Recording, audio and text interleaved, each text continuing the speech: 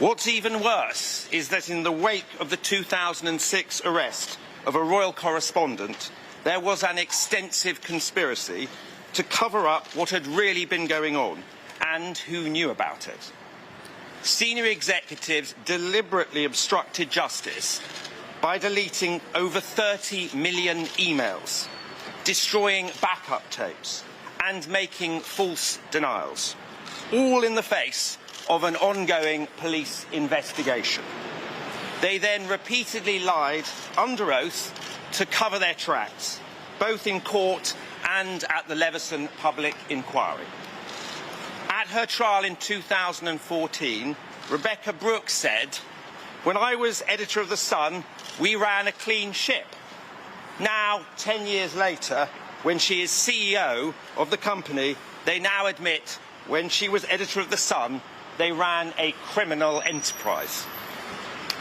Far from being relics of a distant past, many of those behind these unlawful practices remain firmly entrenched in senior positions today, both within News UK and other media outlets across the world, wielding editorial power and perpetuating the toxic culture in which they continue to thrive.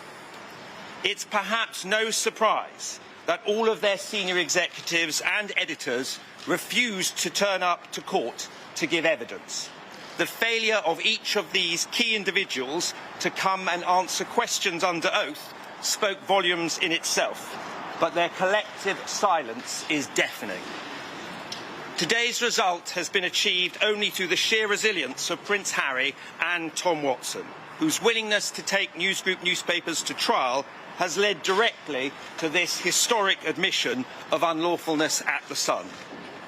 It has only been by taking News Group not just to the steps of court, but inside the courtroom itself, that these claimants have finally managed to extract this historic admission of guilt. As a direct result of him taking a stand, Prince Harry and his immediate family have also had to repeatedly withstand aggressive and vengeful coverage since starting his claim over 5 years ago. This has created serious concerns for the security of him and his family. The rule of law must now run its full course. Prince Harry and Tom Watson join others in calling for the police and Parliament to investigate not only the unlawful activity now finally admitted, but the perjury and cover-ups along the way. It is clear now that this has occurred throughout this process, including through sworn evidence in inquiries and court hearings, in testimony to Parliament, and until today's final collapse of News Group's defence. Today, the lies are laid bare. Today, the cover-ups are exposed, and today proves that no one stands above the law. The time for accountability has arrived. Thank you very much. Squaddies, sit down for this one.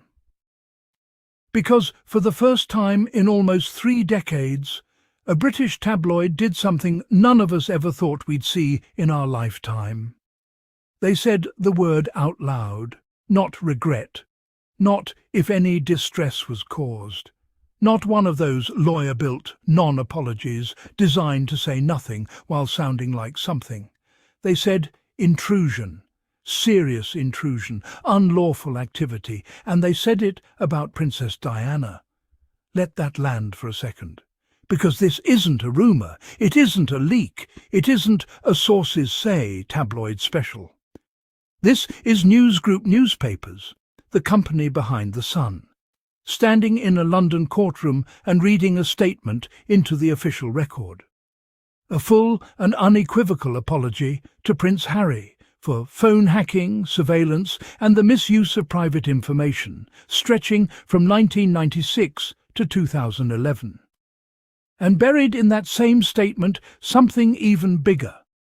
An acknowledgement that the same machine crossed the line with his mother, too.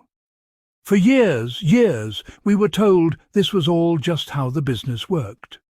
Reporters do their jobs. Photographers do their jobs. It's the price of visibility, they said. It's the cost of the crown, they said. If you don't like the cameras, don't be famous. That was the excuse. That was the shield.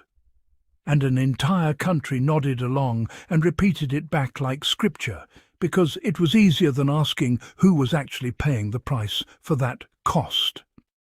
Well, squaddies, the shield just came down. Because you don't offer an 8-figure settlement and stand in front of a judge and admit to unlawful activity if what you were doing was just journalism.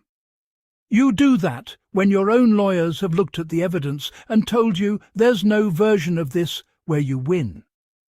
This apology isn't generosity. It's not a company suddenly growing a conscience after 30 years of profit. It's damage control with a price tag attached, because the alternative was a trial. And a trial means discovery, and discovery means the public finally seeing exactly how the sausage got made. Now let's talk about the man at the centre of this, because his name has been dragged through so much mud over the years that it's worth saying plainly, Prince Harry was right. Not partially right, not right, but he handled it badly. Right. For years, the commentary class, you know the names, you've heard the panels, you've watched the same 6 pundits rotate through every royal adjacent show, painted him as paranoid, bitter, unable to let go. A grown man supposedly still stuck on his mother's death, refusing to move on like the rest of the family apparently had. Except here's the thing nobody wants to say out loud.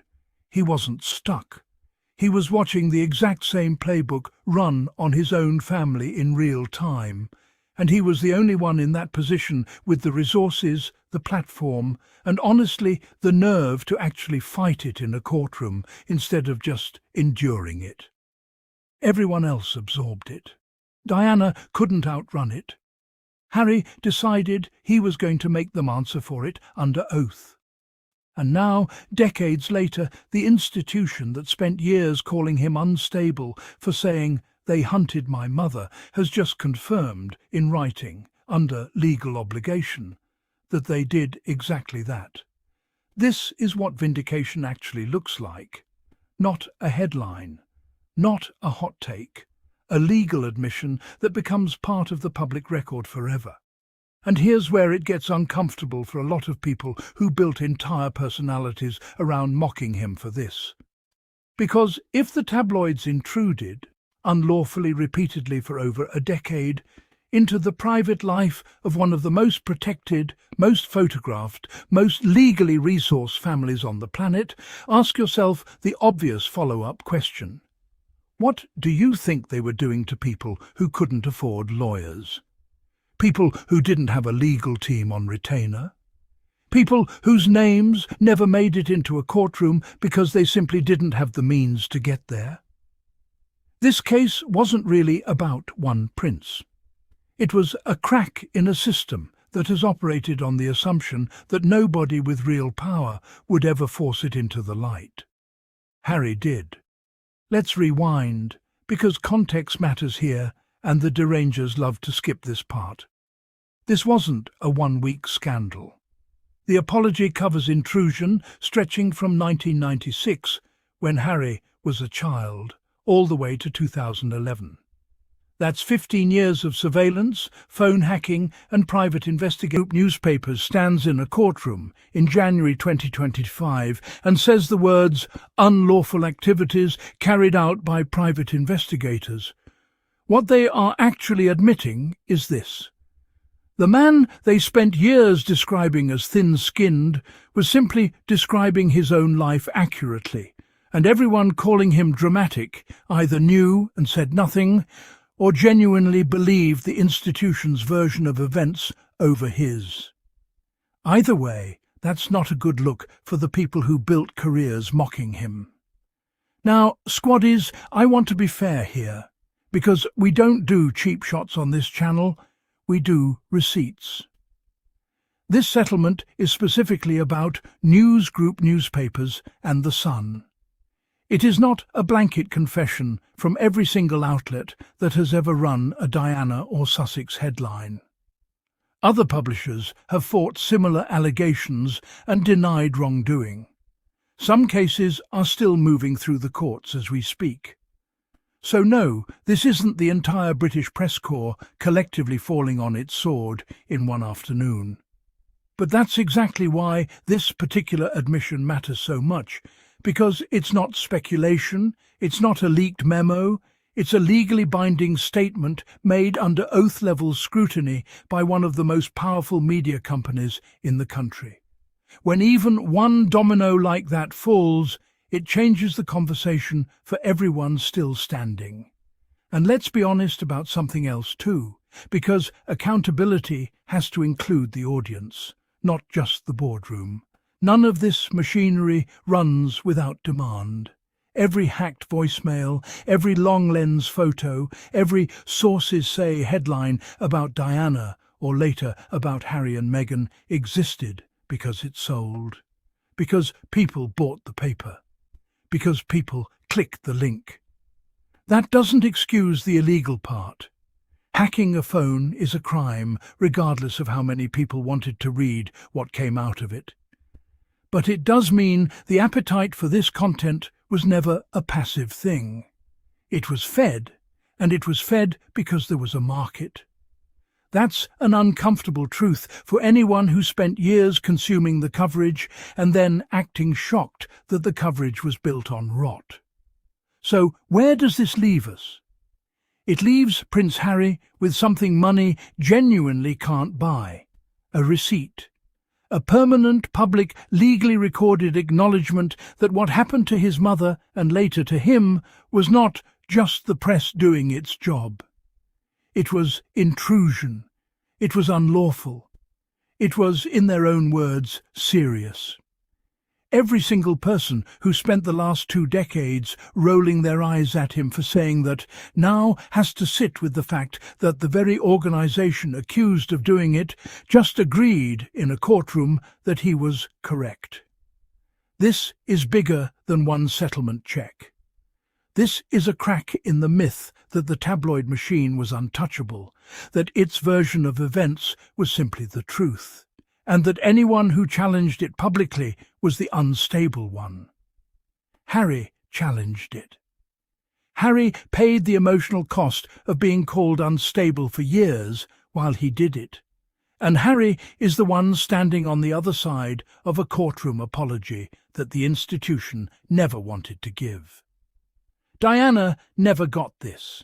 She never got the courtroom, never got the acknowledgement, never got to hear the words, "We crossed the line," spoken about her own life.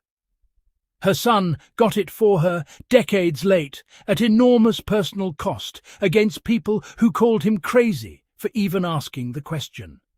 That's not revenge. That's not bitterness. That's a son finishing something his mother never got the chance to. So, no, squaddies, we're not going to pretend this fixes everything. It doesn't undo the surveillance, it doesn't undo the chase down that tunnel in Paris, it doesn't undo the years of headlines built on stolen privacy.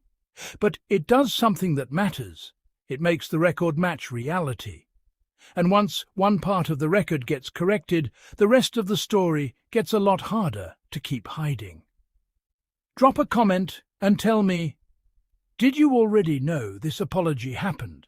Or is this the first time you're hearing the actual words they used in that courtroom? Let's talk about it below.